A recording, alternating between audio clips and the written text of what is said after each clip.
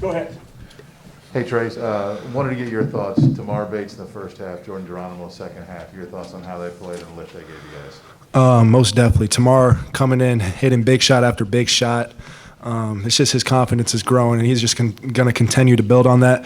And Jordan Geronimo in the second half, coming in, hitting a three right when he comes in, and then hitting a baseline reverse I saw, and a jumper. Those are just contributions. It's what Coach Woodson said, next guy up. And then another player that you didn't mention, Christian Lander, also coming in with big minutes and playing good defense and hitting a tough layup. So Coach Woodson says, when your name's called, you got to be ready to play, and those guys stepped up, and we needed them for this win. Mike? Hey, Trayce, it got a little chippy early. Did that really kind of add to the atmosphere? And how was it to play in front of that crowd tonight? That crowd was electric, honestly. It was a big thanks to them because when you're not – last year, we lost a lot of games like that, and we didn't have that crowd. So having that crowd and come in Assembly Hall rocking like that, we're going to need that in the future because the games are just going to get tougher. So. Race, can you talk about just how much it means to you guys as a team to have to scrap for one there and get away with the victory, just from a momentum thing, confidence thing, attitude thing, everything? Yeah, it definitely gives us confidence. Last year we struggled closing out games, and Coach Wilson said it's a new year, and we're not doing that no more. I mean, it's our home court. We protect our home court at all costs. We make the plays that need to be made at the end of the games to win the games.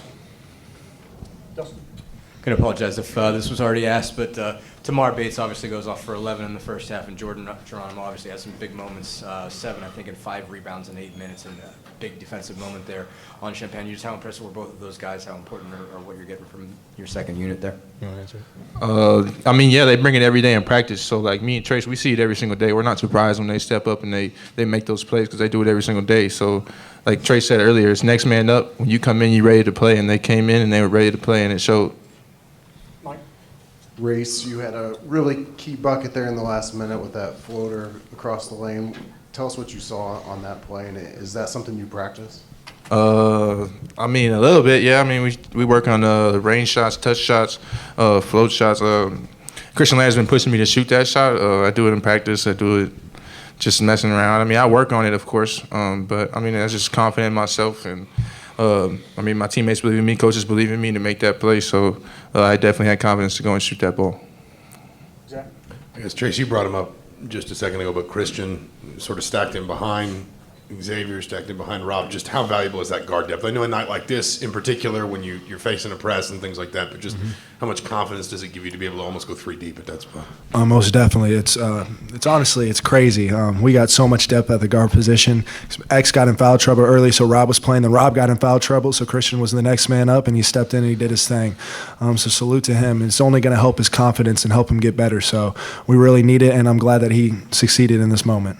Okay, last 2 questions, Tyler. Trayce, it seemed like late in the game, Tamar Bates, especially in like huddles, he was being very vocal. And I guess what has impressed you from the intangible, that he's shown, and especially in a game like this, that he's kind of in the game late. Tamar's the guy. He's an intensity guy. He's going to keep bringing it. He's going to keep telling you because he wants to win so badly. So he's a guy that's not afraid to be vocal, and we knew that coming in. Even from the first time he stepped on campus, he was super vocal, and that's what we need because our team's going to need to talk and be.